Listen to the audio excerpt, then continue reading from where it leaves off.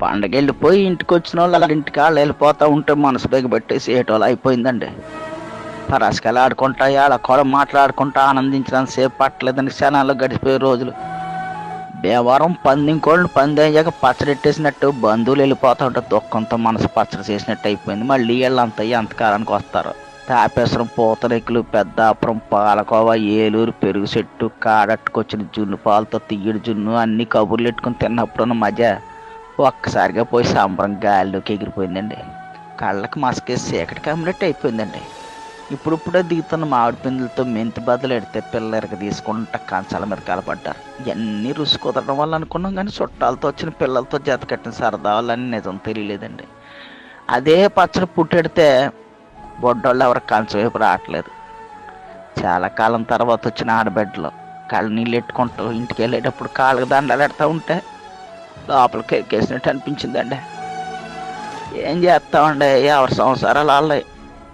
బరువు ఎక్కిన గుండెతో సెంగుని సెలవుడి కట్టి కాళ్ళకి పసుపు రాసి కొత్త బట్టలతో కట్నాలకి పంపుతూ ఉంటే మళ్ళీ అప్పగింతలప్పుడు వచ్చిన దుఃఖం పొగులు పొగులు వచ్చేస్తుందండి.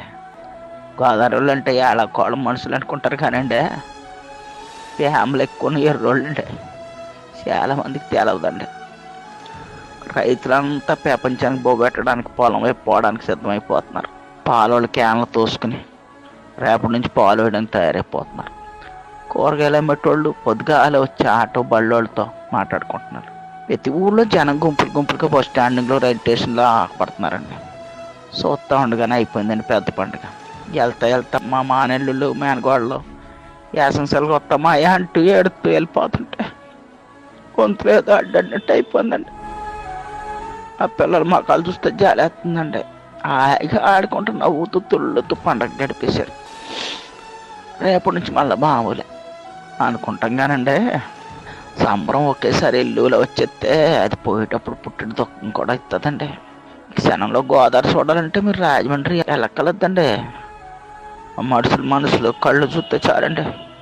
ప్రతి మనుషులో 3 గోదావరి కనిపిస్తాయి.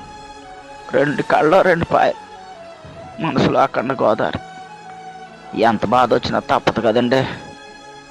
రోజులు గడాలంటే మళ్ళీ అందరూ ఎవరి పనిలో కళ్ళు వచ్చేయాలి. ఉంటానండి. దేవుడు మనందరికీ మంచి అని కోరుకుంటాం.